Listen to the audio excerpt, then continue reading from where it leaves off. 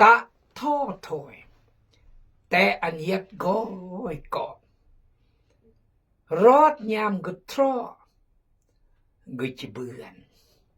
ตะบ่าวท่อถอยแต่ก้อยก้อยรอดมือทรอ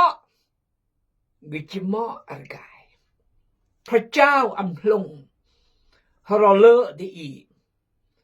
พระเจ้าอำพลงซึ่งอีดกอีแตงเลืออันพระเจ้าเดโตยงมาพี่น้องตะบ้าวแยะกลองแยะหยืมแตงเลือปะบะปะประเสื่อมมวยมือจิเป็นเกล้เลียนบะจงลงเหมือนมงเหมือนสมิงตาบ้าวทุกกลองมองหยืมสเบียงอาเบอร์อามาหอยเดทุกโรคแต่อันอีโศกเศร้าถ้าอีมุกลอำเลอและกรานกับบ้านแนวที่สำคัญมุกลอำเลอและมุกลกรานตาเมืองคนอำเลอตาเมืองคนกรานยากกนจิจอยจิสุกยูกนอำเลอหอยกรานถ้าเลอหอยเลยจอขยันมากกนจะอันโอ้ก็จะอันถ้าอุเนตานี้อันนี้เมื่อกนเลอและจอครอยเบรียงมันก็จิจอยจอยเลยเจริญขึ้นจอยเลยก้าวหน้าจอยเลยสำเร็จครอสมัยเลยก่อนกุมุตุสรีลดยิ้มลอยจมบนยัดเดลาวไทยจีนเวียดนามขอบใจมากดแชร์กดไลค์และคอมเมนต์ถึงรอดสมอดกุยฝากความรักอูเลาะถึงรอดสมอดกุยจะเราบรรลุจมบนขออันบอตั้งอกตั้งใจและเมื่อคนลือเมื่อคนจอพัฒนาชีวิตครอบครัวก่อนอันเมื่อคนลือเดินกับพระเจ้าขอพระเจ้าเมตตารายการอีเรียนยมืออำลาแต่วิทยุอำลาแต่เฟซบุ๊กอำลาแต่ไลฟ์สดขอพระเจ้าอวยพรอันบอลำเบลยัดกางก็อันเปรย์เรก็อันยัดสุขภาพร่างกายขนาดเวียกที่บตกบแดงอะไรขนาดเวียกพระเจ้าและการห้ามเฮียนศึกษาเยอะดีก่อนอันนี้รักย่อก่อนกับมุงสมัคคีย่อจอยย่อมึงมีกล้องไว้ให้เยอะมาประโยชน์มึงอีเจสอ้อยย่อมาประโยชน์มึงเป็นแบกกับแอบย่อมาประโยชน์มึงจะมากกับปงย่อมาประโยชน์มึงจะจัดการย่ออีมรักอีมั่วจะรักอีมจอยอีเองมั่วจะจอยอีมแยงอีสำคัญมั่วจะแยงอีมเราใส่อีเก่งมั่วจะเราอีมเราใส่อีเฮลอิสลามมั่วจะเราอีมเราใส่อีเบลียมั่วจะเราก็นี่ในการที่กูเล่าคือกูอยู่หูอย่างนี้ก่อนให้จันใจเซ็งนางงามแขวงบอกแก้วตามผมเข้าใจเมื่อลองที่หนึ่งเบื่อมาเปรี้ยงแต่หน้ามือที่หนึ่งเมื่อลองพูดที่หนึ่งขอบคุณพระเจ้าเรานับเลียมุฮัมมัดนับเลียเอ้ยขอพระเจ้าอวยพรเลียจำคุณขโมยเลียจำรอเจ้าสู้บอกคุณมาแสดงแต่ครอตะโสเยอะโสอมตอมโสแนวเปิดเปื้อนเราแจกเราได้เจอเอาละขอบใจที่บอกกดแชร์กดไลค์และคอมเมนต์อีกกำลังเฮียนหนังสือเพลงสรรเสริญบท37กษัตริย์วิทย์บนกอยเกือบ3,000 ปีหรือ3,000 ปีแล้ว อย่างพร้อมยอกข้อ 8อย่าจำนนต่อความโหดร้ายหรือความวุ่นวายใจมันนำเจ้าไปสู่ความเดือดร้อนเท่านั้นผู้ที่ไว้วางใจในองค์พระผู้เป็นเจ้าจะได้รับดินแดนเป็นกรรมสิทธิ์แต่คนชั่วร้ายจะถูกขับไล่หนีไป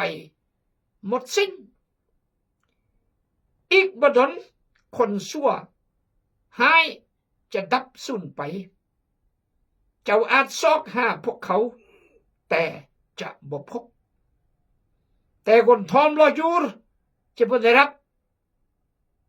แผ่นดินมรดกทั้งซื่นใจยินดีอยู่กับความหั่งมีและมีสันติสุขด้วยคนชั่วร้ายวางอุบายเพื่อป้องให้คนชอบธรรม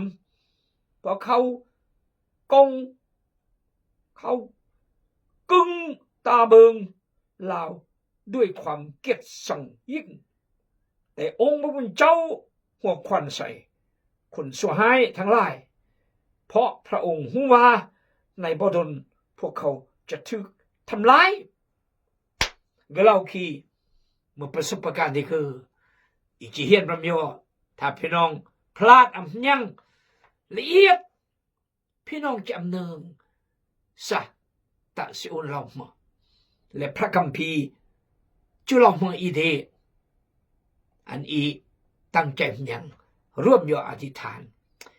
โอ้พระยงพระกรพระมาบริสุทธิ์พระองค์เมื่อพระเจ้าอยู่กับปัลลวางสังคตินิรันดร์การเมื่อพระเจ้าได้อับราฮัมอิสากยาโคบเมื่อพระเจ้าอัลฟาโอเมกาเมื่อตูดและเมื่อตัวเดโลกีและเมื่อพระเจ้าอาริษอำนาจพระเจ้าเอาความรักเมตตาพระเจ้าสัตย์ซื่อและพระเจ้าเข้าใจดักความต้องการดีและพระเจ้ายัดโยอีอิมมานูเอลพระเจ้าเมื่อเศร้าเมฆเศร้าเเพลิงนั่นก็คือมือจันรังเพลือกำบังอีเดยามลิงินอันบายอบาวาร์พระเจ้าเมื่อพูดดับอีเดเหมือนอิสเอ็นทินทลากันดานขอบคุณพระเจ้าขณะที่ทานครบฝากกุญจุวาทุกกลองมองเยืมมาบ่อยก่อนโรคบกลึกนักเรียนนักศึกษาขาดเคินเมียกมูลและจุวาหรือกำลังเฮียนนักขอพระเจ้าทรงนำหากอย่าโอ้ยจุแต่ก็เลิกเคลื่อนแล้วอย่าจันพยานนักหน่วงขอพระเจ้าเยียวยารักษาขณะที่ทานครอสติพยาคราเจพระเจ้าอวยพรโดยจำกนทีมยังรายการกีและขอพระเจ้าทรงสัมผัสแต่ต้องกนอัมสมัยเจพรทิพย์ขอพระเจ้าทรงอวยพรเช่นกันอธิษฐานในชื่อพระสุกิจเจ้าอาเมนโอเคอย่าจำนนต่อความโหดร้ายหรือความวุ่นวายใจข้อหมายนะก็มตะจำนนต่อความโหดร้ายหรือความวุ่นวายใจแต่ย่อมจำนนอันระเยื่อมที่วุ่นวายและระเยื่อมโหดร้ายพอแต่ละคนอีอายามอีพลาดพลั้งโดยยามอีอารมณ์และนิสัยอารมณ์อำเลอะเกิดขึ้นอำลอยจะมาอารมณ์ทางเพศจุยกวนก่อนนิ่มที่เอามากำราเดอารมณ์ทางเอือกบูดอารมณ์จุมวนซื่นดะโลกอารมณ์จุเด็กเมียเด็กกระมือจุระมังอารมณ์จุลินเมียเจ็บพายอารมณ์จุเลิศจุลากจุโลบตะยอมจำนนอันสิ่งนี้เดขักล้ำขัก เดวิดเนื่องก็เองก็ยอมจำนนเมื่อก็กุนยาบัสบาปุ้ยเครื่องมุ่งพระคัมภีร์เรา2 ซามูเอลบท 11กุยแล้วป้าจะถูกยับมัดบีเบือนกับยับบีเบือนสังทหารยะกายจรปอบลียปรวยจะจากุยเดวิดยอมจำนนอันสิงมัดกกุยมาเปรียงอันเมื่อก่อนกันนี้สิทธิพิบาลอาจารย์คริสเตียนยอมจำนนอันแนวสัวเดเสียเปรียบอันแนวสัวเดเหมือนพระคัมภีร์2 เปโตรบท 2 ข้อ 19มนุษย์พ่ายแพ้แก่สิ่งใดก็เป็นทาสสิ่งนั้นอีพ่ายแพ้อันร้อยเดอีพ่ายแพ้อันมาบเดอีก็มันทาสมาบและรวยฉะนั้นกษัตริย์ดาวิดสอนอีกเพราะเกอก็พ่ายแพ้อันมาอย่าจำนนต่อความโหดร้ายหรือความวุ่นวายใจมันบ่นำเจ้าไปสู่ความมันนำเจ้าไปสู่ความเดือดร้อนเท่านั้นถ้าอีหักยอมจำนนอันก็เดยอมแพ้อันความชั่วเดอันบุญเดอันยาเดอันยามาเดอันคนหึ่มเดอีก็มามันนำเจ้าไปสู่ความเดือดร้อนเท่านั้นก็จะนำอีอจรอฮรอมาเดือดร้อนรอแจรอกับมูเดก็คือปัญหา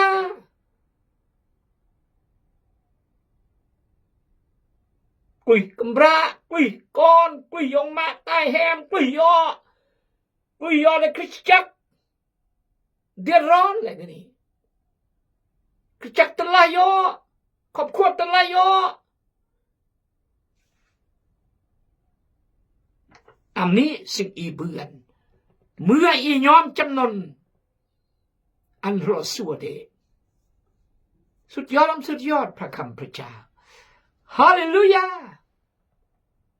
สรรเสริญพระนามสรรเสริญพระนามสกีแต่อันชีวิตอียอมจำนนอันกนสัวเดและอันความสัวเดยอมจำนนอันยอพระเจ้ายอมจำนนอันความจริงความเลิศความสัตย์ซื่อเดยอมอันความจริงครอบครองชีวิตอันความเลิศครอบครองชีวิตยอมยอไรกนสัตย์ซื่อและกนซื่อสัตย์พี่น้องเลยนี่คือสุดยอดพระคำพระเจ้าและนั้นเมื่อคนยอมจำนนและเกิดมงคลสัวยอมจำนนอันแนวสัวเดก็เลยเกิดคนสัวนะต่อความโหดร้ายหรือความวุ่นวายใจชีวิตอารมณ์ความต้องการความอยากหันยืมวุ่นวายต่อยอดจะอ่านพี่น้องในเอเฟโซอาจารย์ปลูกบอกเอเฟโซเราดึงเกอเอเฟโซบท4เราดึงเกออย่าเฮ็ดอย่าให้ โอเคจะให้ก็ให้ได้แต่อย่าให้ ขอโทษความให้เป็นเหตุให้เกิดกันผิดบาปอย่าให้อยู่จนตะเวนตกนั่นก็คือ โทษพี่น้องหนังสือเอเฟโซบทบท4ข้อ26เดี๋ยวอมกัน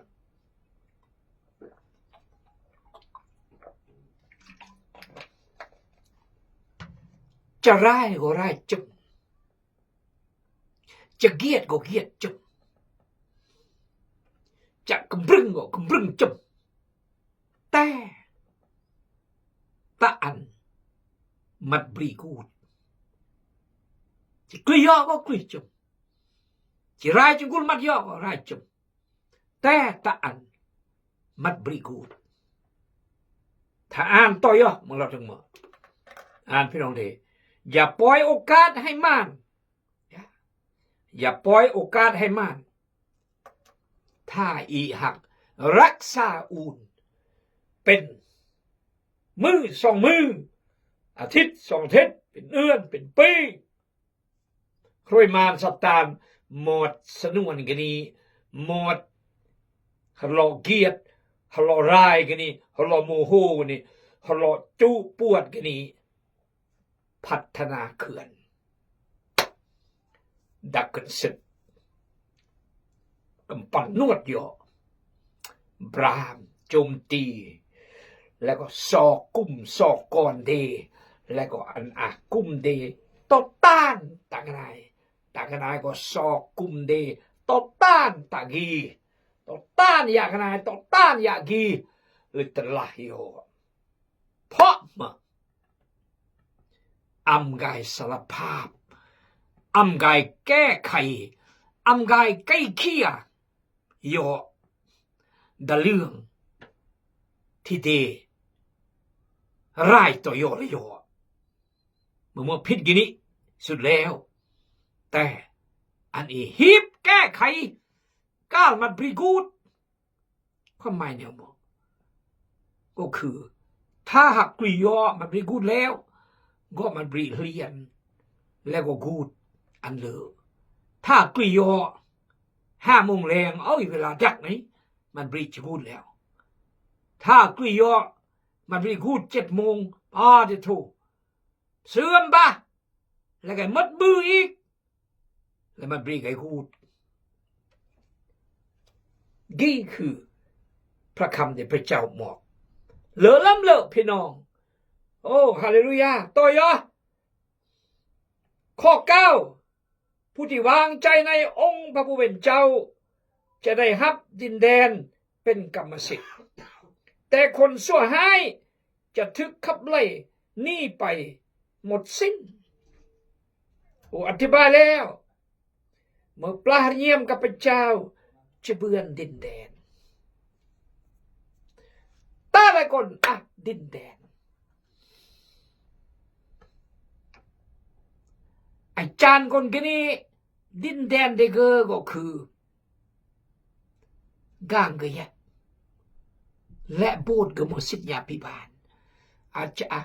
200 คนหรือ300 คนอำนาจก็อยากนี่ตำแหน่งและอำนาจบทบาทก็อยากนี่เบรียงเจ้าบึบเจ้าย่อยเมื่อโบสถ์กันนี้ต้องยอบึบสิทยาพิบาลและผู้ปกครองก็นี่แหละแผ่นดินเด็กแหละอำนาจเด็กฉะนั้นเมื่อปลาเยี่ยมแต่องค์พระผู้เป็นเจ้าจะเป็นรับดินแดนเมื่อกรรมสิทธิ์และก็จีเมื่อกรรมสิทธิ์เด็กเมื่ออำนาจเด็กกนเดอโบสถ์200-300ก็ยำก็เงาะเสื่อมเมียงสิทธิพิบาลผู้ปกครองเพราะศาสนาลือศาสนาสัตย์ซื่อศาสนาบางคนจริงบางคนเสียสละรักพี่น้องก็เพื่อนเตะฐานะอำนาจอย่างนี้แต่คนชั่วร้ายจะทึกขับไล่นี่ไปหมดสิ้นอันนั้นเมื่อคนสิทธิพิบาลทึกไล่ประตูอันนั้นเมื่อคนผู้ปกครองทึกไล่ประตูอันนั้นเมื่อคนผู้น ตกตำแหน่งย้อนอำสัตย์ซื่อย้อนอำเลอย้อนอำแต่งหน้าที่ขอโทษอาจจะมางาแต่องค์กรพี่น้องเอ้ยจริงมันจริงพระคำพระเจ้าโอ้รักพระคำพระเจ้าอธิษฐานอันพี่น้องอ่านพระคำต่อยะข้อ10อีกบ่ดลคนชั่วหายจะดับสูญไปอำเริงกนโยเกออำปลาเหียมกับพระเจ้ากันนี่นะปลาเหียมยอเปียกกระมูยอมนุษย์ยออำนาจตำแหน่งอำเริงน้อยจะดับสูญนั่นก็คือจิบีดจิกลุบจิสตรูดจิติงไอ้หลอกกระมูอีมากไหมสันตรูดติงสิลับดับอำเริงถ้าคนเรียมปลาเรียมดับพระเจ้าและอำสนะเรียมโหดร้ายเดอำปลาเรียมกับพระเจ้าจะดับสูญลายยอลุยยอสันรูดยอติงยอเจ้าอาจซอกหาพวกเขาแต่ก็จะบ่พบบ่อาจจะซอกหาเกบิบุเบียงยอรอดโอ้ยไอ้จันเจ้าอยู่อารมณ์สมุทรโอ้อาจารย์เจอดูแล้วแต่เมื่ออาจารย์เจอดูโอ้ก็ค่อยคนนึกอ๋อเสียใจโอ้ยโอ้แล้วก็ยัดอันโมโอ้ดูดึมตะปรีดอยู่ดอกนะเร่ดอกไม่จำเนืองก็น้อยยัดกุ้งกี้ยะก็น้อยยอปวดบางครั้งก็ยอมบางครั้งก็ไม่ยอมสมมุติแหละยี่แหละชนะตนเองไปสู้เรามวยจะตามวยอ่ะชนะตนเองตัดสิทธิ์